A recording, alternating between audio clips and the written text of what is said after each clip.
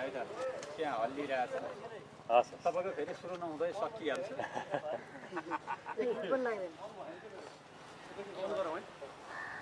लक्ष्मणको भए जस्तो हुन्छ त्यो आउनु भयो हेर्दै त मेरो आउनु भयो हेर्दै त हो अडियो आइरहेछ अरे अडियो आइरहेछ सबैजना नमस्कार। नेपाल सरकार मन्त्री परिषदको सम्बत 2083 साल वैशाख 25 गतेको आजको बैठकको मुख्य निर्णयहरू पढेर सुनाउँछु। पहिलोमा सम्माननीय राष्ट्रपतिज्यू समक्ष संघीय संसदको दुवै सदनको संयुक्त बैठकलाई सम्बत 2083 साल वैशाख 28 गते सोमबारका दिन 4 बजे सम्बोधन हुन र त्यसका लागि संघीय संसदका माननीय सदस्यहरूको उपस्थिति आह्वान गर्न अनुरोध गर्ने। दोस्रोमा परराष्ट्र मन्त्रालयको विदेशस्थित 15 जना नेपाली अनररी कन्सुल जनरल तथा कन्सुललाई पदमुक्त गर्ने। श्रम रोजगार तथा सामाजिक सुरक्षा मन्त्रालयबाट अन्तर्राष्ट्रिय श्रम संगठन बाध्यकारी श्रम महासन्धि 1930 सम्बन्धी 2014 को protocol number 29 P029 protocol of 2014 to force labour convention 1930 अनुमोदनको लागि संघीय संसद समक्ष पेश गर्न स्वीकृति प्रदान गर्ने।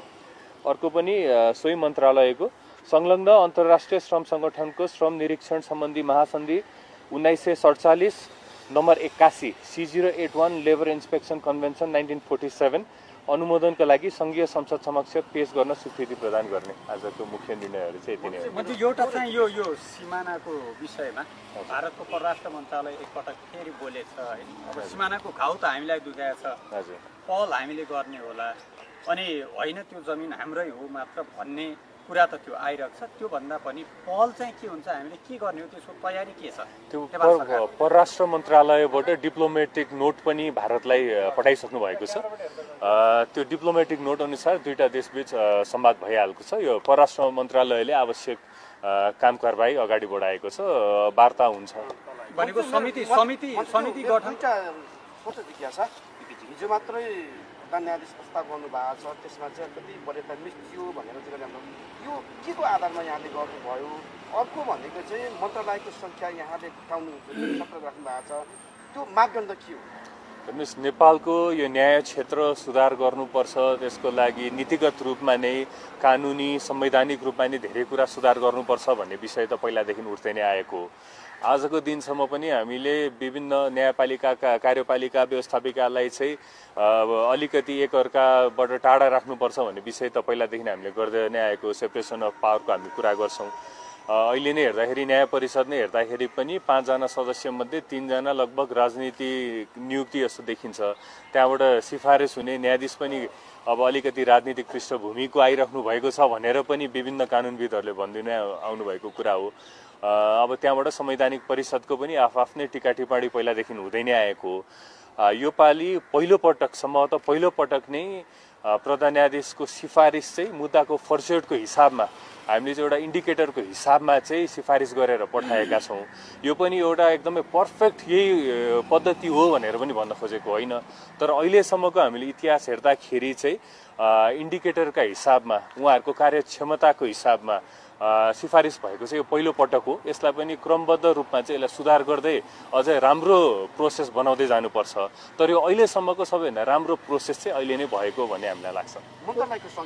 मन्त्रालयको सङ्ख्या चाहिँ विभिन्न अध्ययनहरूबाट हामीले गाब्दै नै सकेसम्म कम बनाउने हाम्रो प्रयास त रहन्छ नै। हाम्रो वाचापत्रमै हामीले अधिकतम 18वटा बनाउने भनेर भनेका नै छौँ। जुन मन्त्रालयको अन्तर सम्बन्ध बढी छ त्यो दुईटा मन्त्रालय गाब्छ, त्यो चाँडै नै हुन्छ, त्यो प्रक्रियामा नै छ। यो प्रधान न्यायाधीशको सवालमा 6 जना मध्ये उत्कृष्ट व्यक्ति नै हामीले सिफारिस गर्यौँ भन्ने लागेको छ, के छ सरकार? यस्तो त्यो त अब एकदम सब्जेक्टिभ कुरा हो। सबैलाई होइन अरू कोही उत्कृष्ट छ भनेर लाग्न सक्छ। 6 जना मध्ये 6 जनाको नै कुनै क्षेत्रमा दक्षता बढी होला, त्यो हिसाबले होइन अरू भन्दा उहाँ नै सबसे हो भन्ने कुरा त होइन। तर हामीले चाहिँ मुद्दाको फर्सेटको हिसाबमा चाहिँ उहाँ सबैभन्दा माथि नै देखिनु भएको छ। तर मैले भनेअनुसार नै यो सिस्टमलाई चाहिँ अझ राम्रो बनाउँदै नै जानुपर्छ। अहिलेको लागि अहिलेसम्म चाहिँ कार्यक्षमताको हिसाबमा कसै सिफारिस भएको चाहिँ पहिलो पटक हो। जाँदै सिमानाकै विषय के यो छाड्न मन छैन मलाई। यो इपिजी समूह पनि बनाएको त्यो परराष्ट्र मन्त्रालयले आफ्नो काम अगाडि बढाइ नै राखेको छ। यो परराष्ट्रसँग चाहिँ यो कुरा जस्तो त्यो 1500 भन्दा बढी नियुक्तिहरू खारेज भइसकेको अवस्था छ। त्यो खारेज भएको पदाधिकारीहरू चाहिँ यहाँले कसरी नियुक्ति गर्नुहुन्छ, प्रक्रिया कहिले पुरा गर्नुहुन्छ, कहिले नियुक्तिसम्म नियुक्ति हुन्छ? अब सबै मन्त्रालयमा आफ्नै किसिमले यसको काम अगाडि बढिरहेको छ। अब शिक्षा मन्त्रालयको केसमा चाहिँ अहिले हाम्रो विभिन्न उपकुलपतिहरूको यो पद रिक्त भएको अवस्थामा चाहिँ हामीले आजबाट आह्वान पनि सुरु गरिसकेका छौँ। अब पदीय हिसाबले अब कति ठाउँमा मेरो सहकुलपतिको हिसाबले मेरो अध्यक्षतामा चाहिँ समिति गठन भए तापनि सर्च कमिटी हामीले चाहिँ विज्ञ समूह गठन गरेर नै हाम्रो, किनभने मूल उद्देश्य भनेको त राजनीतिकरणबाट टाढा बनाउनु हो सबै पदहरूलाई।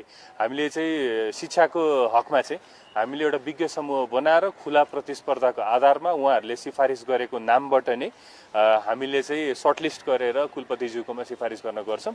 हाम्रो मूल उद्देश्य भनेको राजनीतिकरणबाट पदमुक्त गर्नु हो। तर अहिलेको सङ्क्रमणकालीन अवस्थामा चाहिँ कति ठाउँमा कोही मन्त्रीको अध्यक्षतामा भएको देखे तापनि यो विज्ञताको आधारमा, दक्षताको आधारमा नै सबै पदपूर्ति हुन्छ। तपाईसँग सम्बन्धित एउटा हजुर तपाईँहरूले फी लिन नपाउने भनेर भन्नुभयो, भर्ना फी होइन, हजुर एडमिसन फी लिन नपाउने भन्नुभयो। तर एनुअल फीको नाममा चाहिँ असुली चाहिँ भइरहेको छ। हजुर यसको अनुगमन चाहिँ नि भइरहेको छ अथवा के हुन्छ त्यो लिनेहरूलाई एनुअल फीको रूपमा त उठाइरहेछ? तपाईँलाई प्रश्नको बारेमा धेरै धेरै धन्यवाद होइन। मैले बुझाउने मौका पनि पाएँ यसले गर्दाखेरि। पहिलो कुरा त भर्ना शुल्क लिन नमिल्ने भन्ने कुरा र कुन कुन शुल्क लिन मिल्छ मिल्दैन भन्ने कुरा हाम्रो शिक्षा नियमावलीमा प्रष्ट रूपमा चाहिँ लेखिएको छ।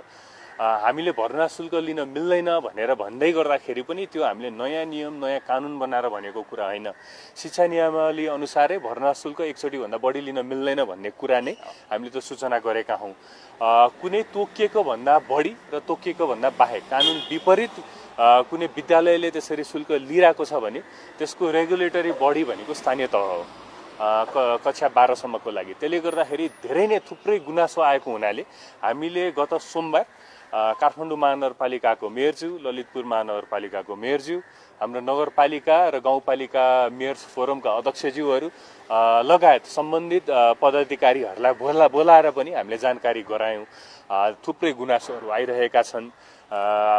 विशेष गरी चाहिँ शुल्क बढी भएको र कति ठाउँमा सामुदायिक विद्यालयहरूले पनि शुल्क माग गरेको भन्ने गुनासोहरू धेरै आइरहेका छन्। रेगुलेटरी बडी तपाईँहरू स्थानीय तह हो, आएका यो गुनासोहरू तपाईँहरूकोमा पठाउने मेकानिजम पनि हामीले गरेका छौँ। त्यो हामी तपाईँहरूका पठाउँछौँ पनि।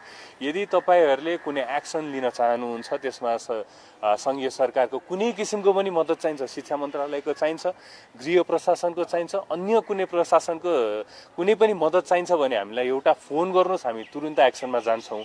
तपाईँहरूको जिम्मेवारी हो, तपाईँहरूले यो रेगुलेटरी बडीको हिसाबले कसरी रेगुलेट गर्ने, उहाँहरूलाई कसरी कानुनको दायरामा ल्याउने, त्यो अगाडि बढाउनको लागि हामीले अनुरोध गऱ्यौँ।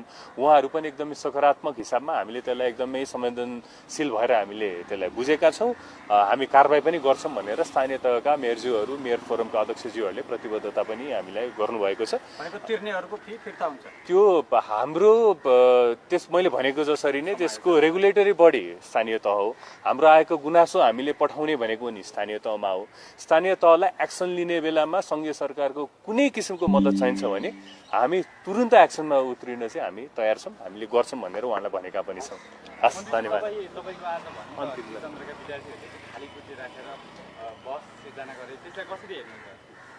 होइन, यस्तो बस उहाँहरूले गरेको राम्रो हो। उहाँहरूले आफ्नै किसिमले बस गर्दा राम्रो नै हुन्छ। मैले उहाँ नेपाली कङ्ग्रेसकै महामन्त्रीज्यूसँग नै निर्वाचन लडेको, नेपाली कङ्ग्रेसको महामन्त्रीज्यूसँग खुला बस पनि गरेको निर्वाचनको बेलामा होइन। खुला बस गरेर नै निर्वाचित भएर आएको, गर्नुपर्ने बस गरिसकेको छु। विद्यार्थीसँग अहिले हामीले चाहिँ